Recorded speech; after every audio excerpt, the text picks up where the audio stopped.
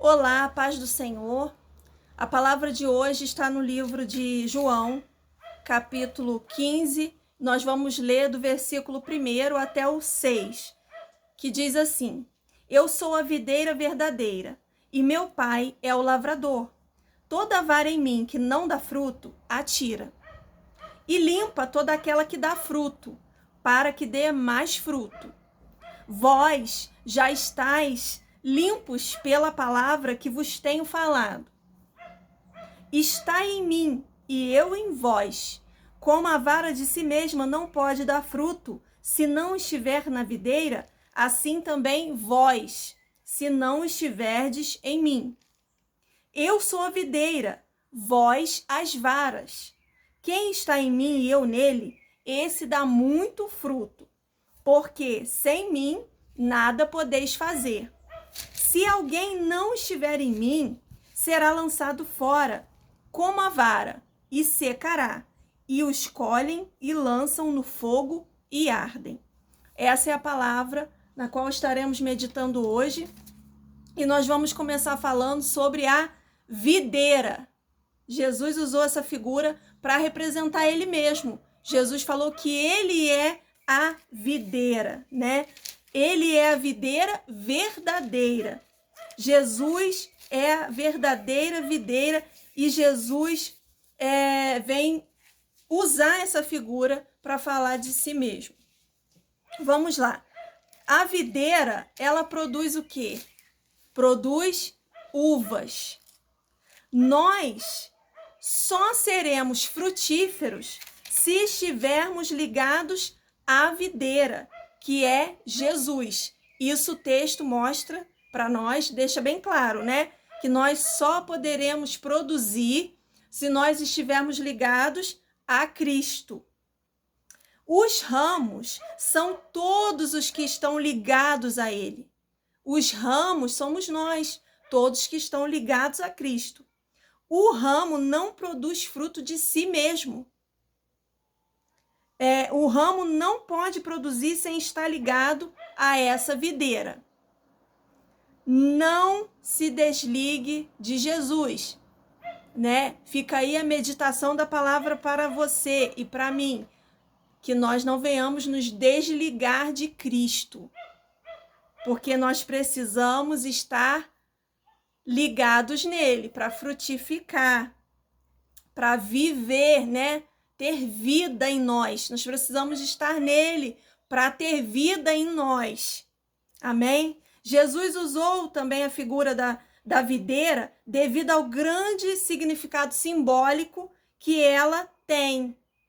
A videira também representa a nação de Israel. Foi representada também, a nação foi representada também pela figura da videira. E nós vamos ver isso lá em Salmo número 80, do verso 8 até o verso 15, vamos estar lendo. Diz assim: Trouxeste uma vinha do Egito, lançaste fora as nações e a plantaste. Preparaste-lhe lugar e fizeste com que ela profundasse raízes. E assim encheu a terra, os montes cobriram-se com as suas sombras, e como os cedros de Deus se tornaram os seus ramos. Ela estendeu a sua ramagem até ao mar e os seus ramos até o rio. Por que quebraste então os seus valados, de modo que todos os que passam por ela vindimam? O javali da selva a devasta e as feras do campo a devoram. Ó Deus dos exércitos, volta-te, nós te rogamos. Atende dos céus e vê, e visita esta vinha. E a videira que a tua destra plantou, e o sarmento que fortificaste para ti. Esse texto fala, né, do povo de Israel, da nação de Israel. Vamos ler também Jeremias, capítulo 2, versículo 21. Diz assim: Eu mesmo te plantei como vide excelente, uma semente inteiramente fiel. Como, pois, te tornaste para mim uma planta degenerada, divide e estranha. Então, fala do povo de Israel, né? Vamos dar prosseguimento aqui. Jesus, ele veio desse povo, do povo de Israel, né? Ele veio desse povo, sendo para nós a videira verdadeira. Israel era representado também como videira, mas Jesus, ele vem, né? E faz com que nós voltemos nossos olhares para ele. Ele disse: eu sou a videira verdadeira. Amém? Então, nós vimos que a videira, ela produz uvas. E as uvas, das uvas, a gente faz o suco, né? A gente extrai o suco dela, o suco puro, né? Que também é chamado de vinho. É o vinho puro, o vinho não alcoólico, o vinho não fermentado. É extraído, é o suco, é puro, né? E nós podemos ler, né? Vamos falar um pouco agora do suco puro.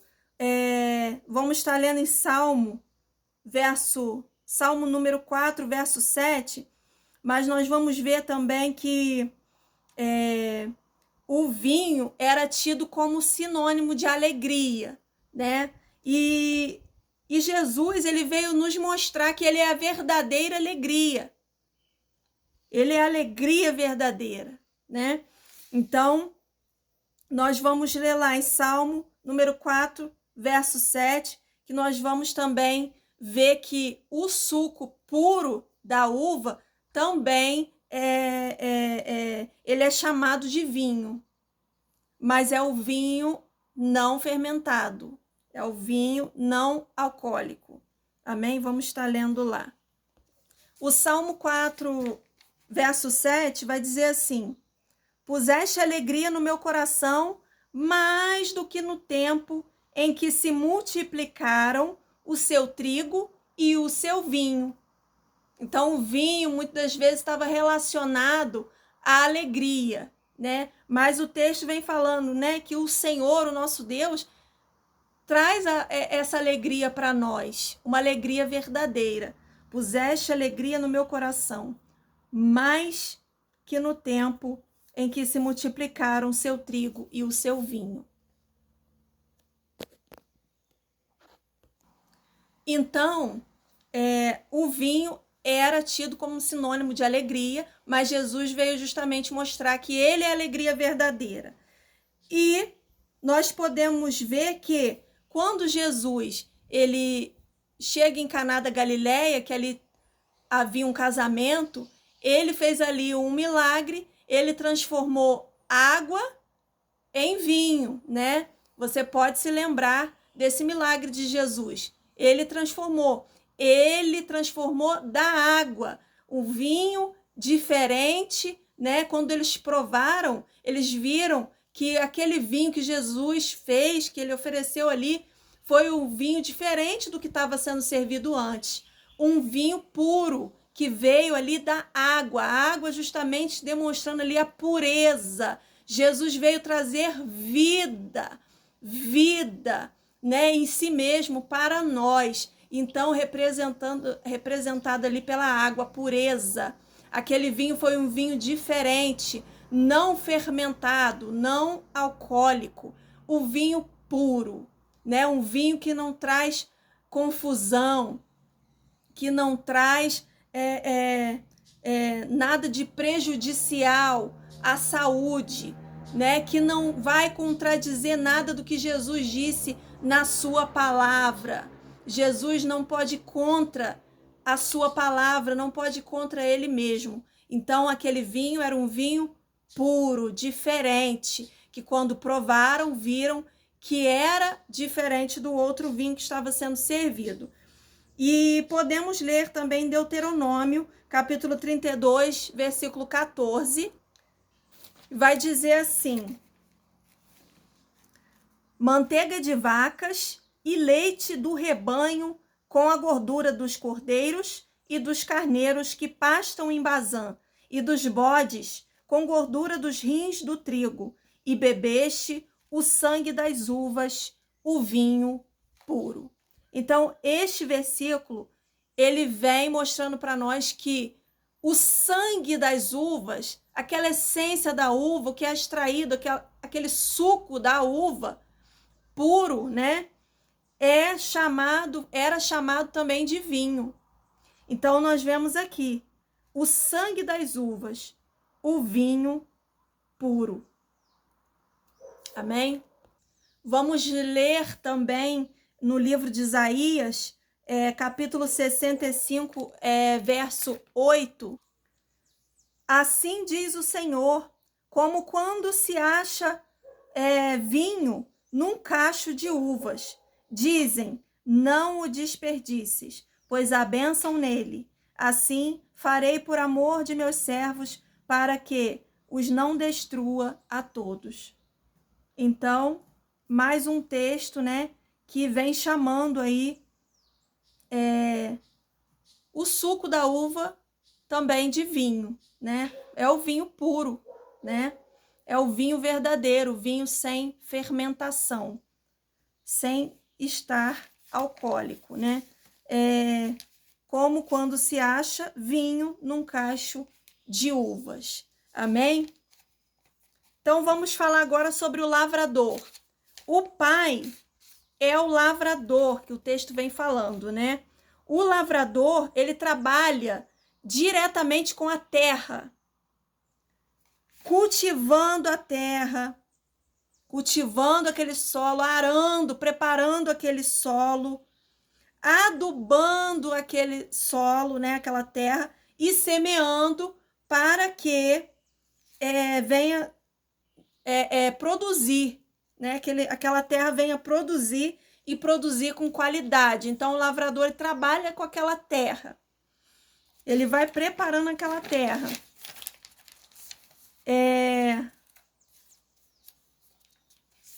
E eu quero perguntar para você, como está a sua terra? Como está esse solo, né? Nós vamos estar lendo um texto que se encontra no livro de Lucas, capítulo 8, a partir do versículo 5. E diz assim: um semeador saiu a semear a sua semente, e quando semeava, caiu alguma junto do caminho e foi pisada, e as aves do céu a comeram. E a outra caiu sobre a pedra, e nascida secou-se, pois não tinha umidade. E outra caiu entre os espinhos, e crescendo com ela os espinhos, sufocaram. E outra caiu em boa terra, e nascida produziu fruto 100 por um. Dizendo ele estas coisas, clamava: quem tem ouvidos para ouvir, ouça, né? Então, Jesus ele falou essa parábola para os seus discípulos. E como está a nossa terra? Como está a minha terra, né? Eu tenho que saber como está a minha terra. E você, como está a sua terra? Está boa para o plantio? A semente é a palavra de Deus, né? Jesus, mais para baixo, ele vai explicando essa parábola. E ele diz no versículo 11 que a semente é a palavra de Deus. Ela é lançada em nós. Ela é lançada, ela é semeada. A palavra de Deus está aí. Ela está sendo pregada. E como nós temos recebido essa palavra? Como que nós temos recebido essa palavra? Né? Como está a nossa terra? Nós temos deixado Deus preparar a nossa terra, trabalhar na nossa terra, em nós.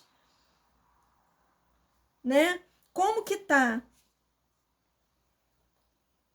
Então, fica aí essa meditação. Se você quiser ler todo o texto, Jesus vai explicar essa parábola toda aqui em Lucas capítulo 8, né? Do versículo 4 até o versículo 18. Você pode estar lendo esse texto, né? Então, vamos meditar como está a nossa terra. Vamos deixar Deus trabalhar em nós, na nossa vida, para que a gente venha frutificar e vamos estar ligados à videira que é Cristo, né? E o texto também fala da poda. A poda também é importante, né? A poda é aparar os ramos